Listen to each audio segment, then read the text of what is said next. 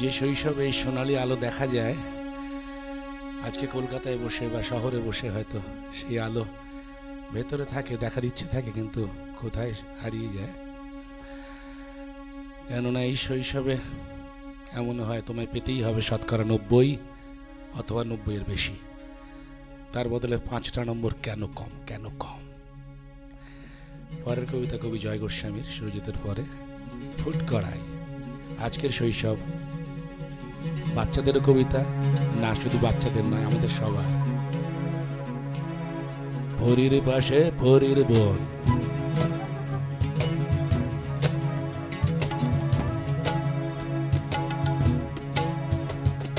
পরীর পাশে পরীর বোন দাঁড়িয়ে আছে কতক্ষণ, পরীর পাশে পরীর বোন দাঁড়িয়ে আছে কতক্ষণ। জ্বর থেকে তো উঠল কাল, রোদের তাপে মুখটি লাল, লম্বা লাইন স্কুলে, দাও দারোয়ান গেট খুলে।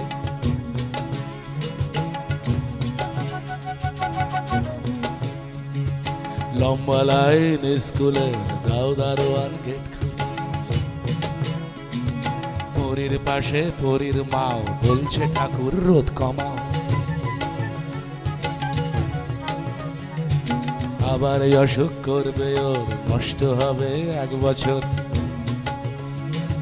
বয়স কত বয়ক্রম, সেসব ভাবার সময় কম। ভর্তি হবার জন্য আজ টেস্টে বসাই পরীর কাজ। পরী তো নয় পরীর বোন, 5 বছরের কম এখন। এদিকে তাকায় ওদিকে যায়, গরু বসছে গাছতলায়। একটা কুকুর দৌড়ে যায়, ট্যাক্সি গাড়ি পাশ কাটায়। গাড়ি থামায় নীল পুলিশ।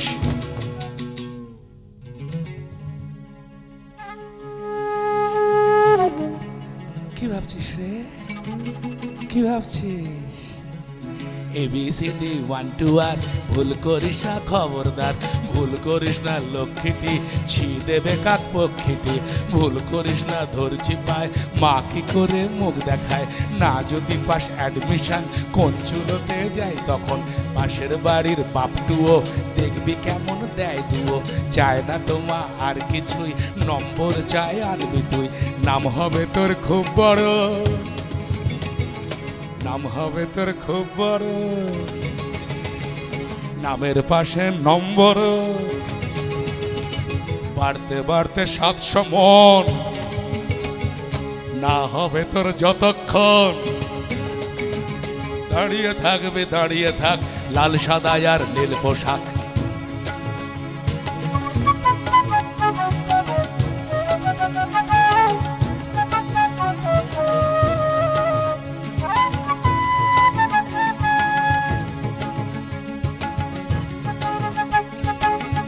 পরীর দিদি পরীর বোন, কতক্ষণ আর কতক্ষণ, কতক্ষণ আর কতক্ষণ, কতক্ষণ আর কতক্ষণ। ওই খুলেছে।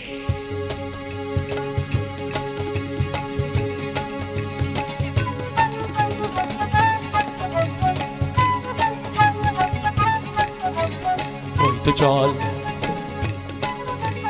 রোদ পোড়া সব পরীর দল। টুম্পিটি মা মম টোকাই, মাথায় মাথায় পিন ঢোকাই। ফুট করাই ফুট করাই, ঠিক ডাটা ঠিক ফিট করাই। ব্যাস হয়েছে প্রোগ্রামিং। তিড়িং বেড়িং তিড়িং বিং বন্ধ এখন। জোরসে চল, কোর্সে কোর্সে এগিয়ে চল। ঊর্ধ্ব গগনে বাজে মাদল, মাথার ওপরে জতার কল। ফুটফুটে সব ছাত্রী দল, ছাত্র দল। চল রে চল, চল রে চল, চল রে চল। এই তো চাই ফুট করাই। এই তো চাই ফুট করা।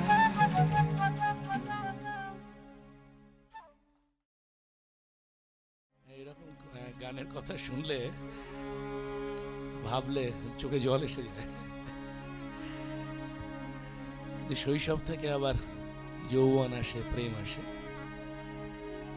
তো প্রেমেরই কবিতা, কবি জয় গোস্বামী, যারা বৃষ্টিতে ভিজেছিল তার থেকে খানিক অংশ।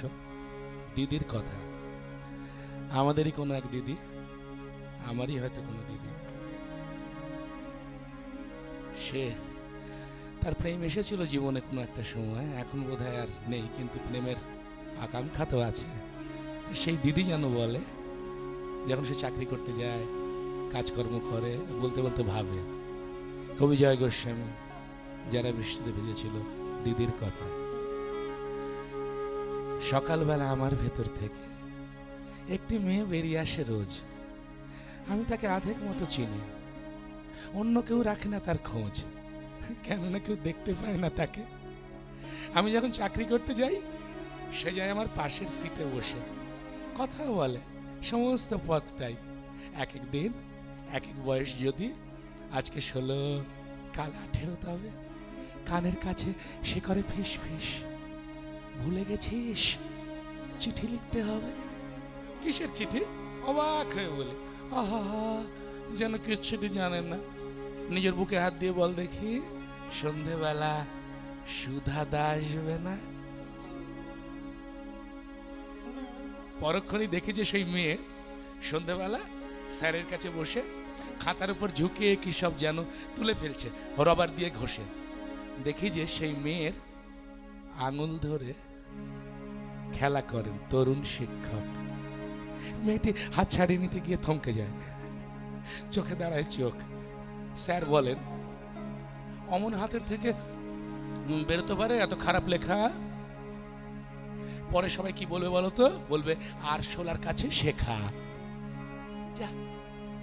যা, আপনি খুব বাজে। আবার হাতে আড়াল করে হাসি।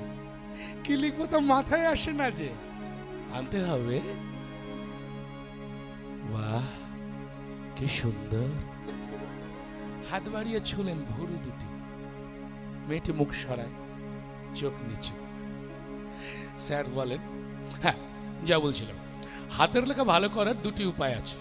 একটি হলো রোজ দেওয়ালে ঘুষি চালানো, অন্যটি সে তুলনায় অনেকটা সহজ, সেটাই হলো চিঠি লেখার হ্যাবিট। তাকেই মুখ মনে পড়বে যার। জগৎ ভরে কতই মুখ আছে, যেমন বেচারা মাস্টার। পরক্ষণই মাস্টারটি নেই। ছাত্রী একা অন্ধকার ঘরে, ছাদ থেকে তার পাশে চতুর্দিকে চিঠির পরে চিঠি আছড়ে পড়ে, আর মেয়েটি হাজার হাজার চিঠি তুলতে তুলতে ঘরের মধ্যেটায় পাক খায়, পাক খায়, পাক খেতেই থাকে। আরো দেখতে দেখতে বয়স বেড়ে যায়। সকালবেলা জানলা দিয়ে ডাকতে আসে যখন সূর্য আলোক, অবাক হয়ে দেখে এপাশে ব্যাগ, ওপাশে বই খাতা, ঘুমোয় মেয়ে টেবিলে মাথা রেখে। বেনি মাধব, বেনি মাধব, তোমার বাড়ি যাব। বেনি মাধব, তুমি কি আরে আমার কথা ভাবো? বেনি মাধব, মোহনবাসী তমাল তরুমূলে বাজিয়েছিলে আমি তখন মালতী স্কুলে। ডেস্কে বসে অঙ্ক করি, ছোট্ট ক্লাস ঘর, বাইরে দিদিমণির পাশে দিদিমণির বর। আমি তখন নবম শ্রেণী, আমি তখন শাড়ি। আলাপ হলো বেনি মাধব সুলেখাদের বাড়ি। বেনি মাধব, বেনি মাধব, লেখা পড়ায় ভালো, শহর থেকে বেড়াতে এলে আমার রং কালো। তোমায় দেখে এক দৌড়ে পালিয়ে গেছি ঘরে। বেণী মাধব, আমার বাবা দোকানে কাজ করে।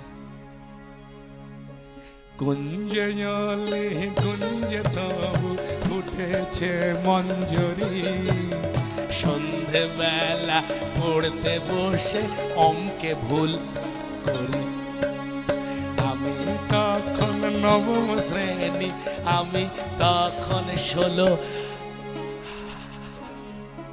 ব্রিজের ধারে বেণী মাধব লুকিয়ে দেখা হলো।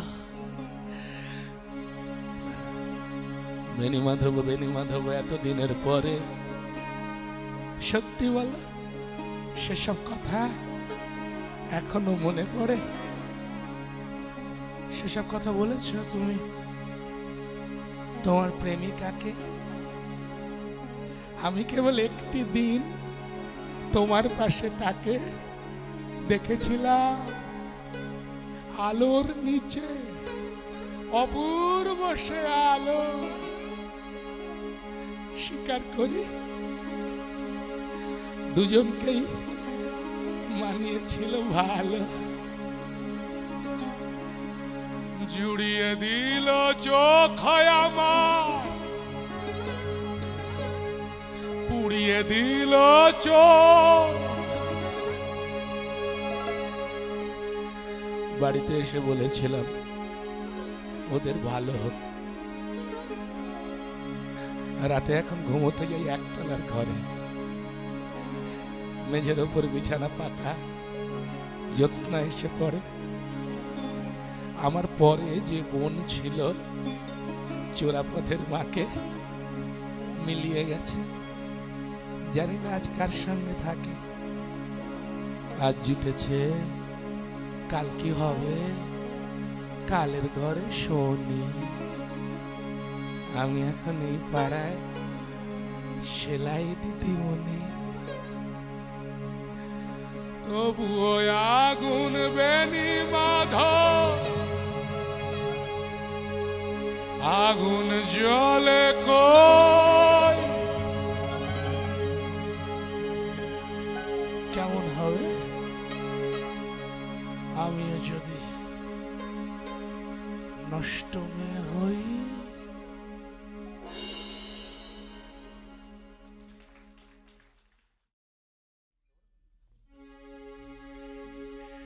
প্রেমে পড়লে তো এরকম অনেক কথা বলে, তাজমহল দেবো, কোহিনূর দেবো, অনেক কিছু। আবার বহু যুগের পুরনো একটি ছড়া রবি ঠাকুর সংগ্রহ করেছিলেন, এও এক প্রেমেরই ছড়া। পুরুষ আর নারীর ভেতরে কথা হচ্ছে, প্রেমিক এবং প্রেমিকা।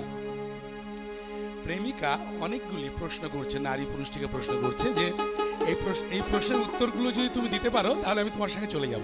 শুধু প্রশ্নের উত্তর দিলেই হবে। কিরকম প্রশ্ন শুনি?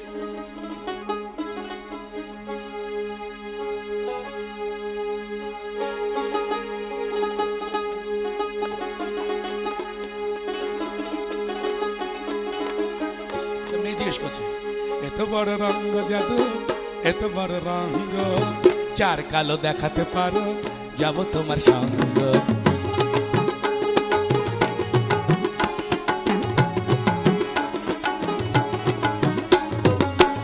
এত বড় রঙ্গ জাদু, এত বড় রঙ্গ, চার কালো দেখাতে পারো, যাব তোমার সঙ্গ। চার কালো,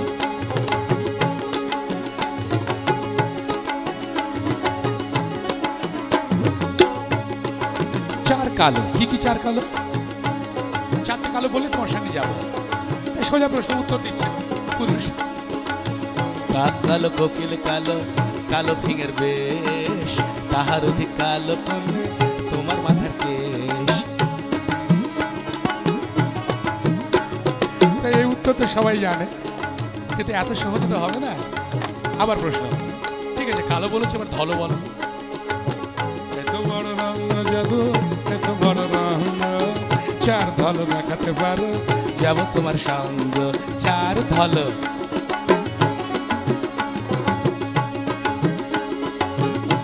উত্তর কি? বগ ধল বস্ত্র ধল ধল রাজহংস, তাহার অধিক ধল কোন তোমার হাতের শঙ্খ।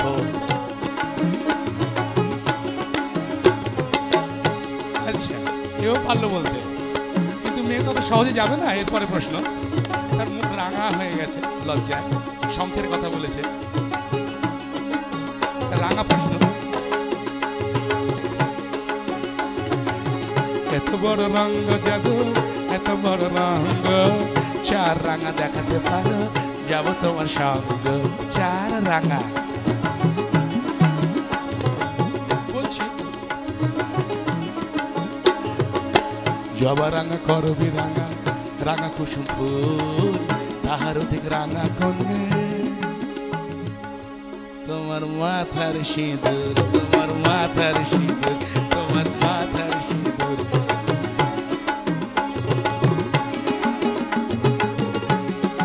এবারে সব যখন উত্তর পেয়ে যাচ্ছে, মেয়ে সবসময় তার মিষ্টি সাদা কালো রঙিন প্রশ্ন হয় না, এবার তেতো প্রশ্ন আসে, তেতো হয়ে গেছে, সব বলতে পারছো তো।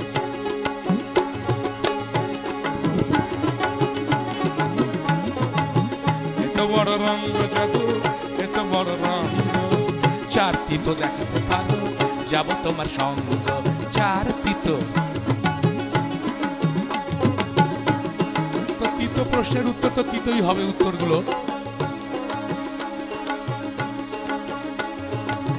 নিম তিতো, নিঃসন্দেহ তিতো, তিতো মাখাল ফল, তাহার অধিক তিতো কোন। কি সবচেয়ে তেতো কি? সব মেয়েরা জানে, বনসতীনের ঘর, বনসতীনের ঘর, বনসতীনের ঘর।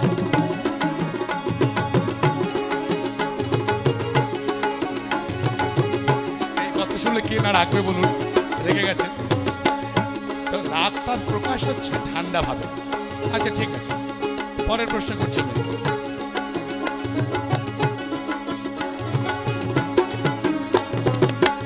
এত বড় রঙ্গ জাদু, এত বড় রঙ্গ, চার হিম দেখাতে পারো, যাব তোমার সঙ্গ। চার হিম, তো উত্তর দিচ্ছে হিম জল, হিম স্থল, হিম শীতল পাটি, তাহার অধিক হিম করলে। তাহার অধিক হিম কি? প্রেম না পেলে যা হয়। ছেলে বলছে তোমার বুকের ছাতি, তোমার বুকের ছাতি, তোমার বুকের ছাতি। এত বড় রঙ্গ জাদু, এত বড় রঙ্গ, চার কালো দেখাতে পারো, যাব তোমার সঙ্গ। যার সঙ্গে হলো শেষ অব্দি, তার সঙ্গে তো বিয়ে ভগবান করলে হবে আর কি, বা তারা চাইলে। এরপরে এক বিয়ের ছড়া, বহু পুরনো ছড়া, কিন্তু এই প্রেম করার সময় যেমন মনে হয় সবটাই সোনালি আলো, তাজমহল সব কিছু, বিয়ের পরে বা বিয়ের সময় থেকেই কিছু অন্য অনুষঙ্গ এসে জোটে, অন্য সম্পর্ক এসে জোটে। বোধহয় জীবনের আরো গভীর কোনো মানে গভীর মানে প্রেম গভীর তা বলছি, গভীর নয় বলছি না, কিন্তু অন্যান্য বোধগুলো হয়তো তখন অন্যভাবে আসতে শুরু করে। বিয়ে মানে শুধুই মিলন নয়, বিয়ে মানে হয়তো অনেক কিছু ছাড়াও। অনেক পুরনো ছড়া রবি ঠাকুর সংগ্রহ করেছিলেন, পুতুলের বিয়ে, কিন্তু পুতুল না মানুষ আপনারাই দেখুন। আলতা নুহুরি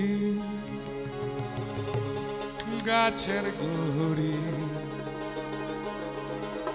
জোড় পুতুলের বিয়ে, জোড় পুতুলের বিয়ে।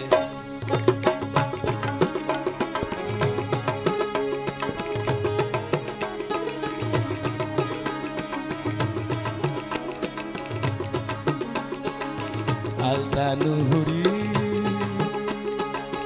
গাছের গুহরি, জোড় পুতুলের বিয়ে, জোড় পুতুল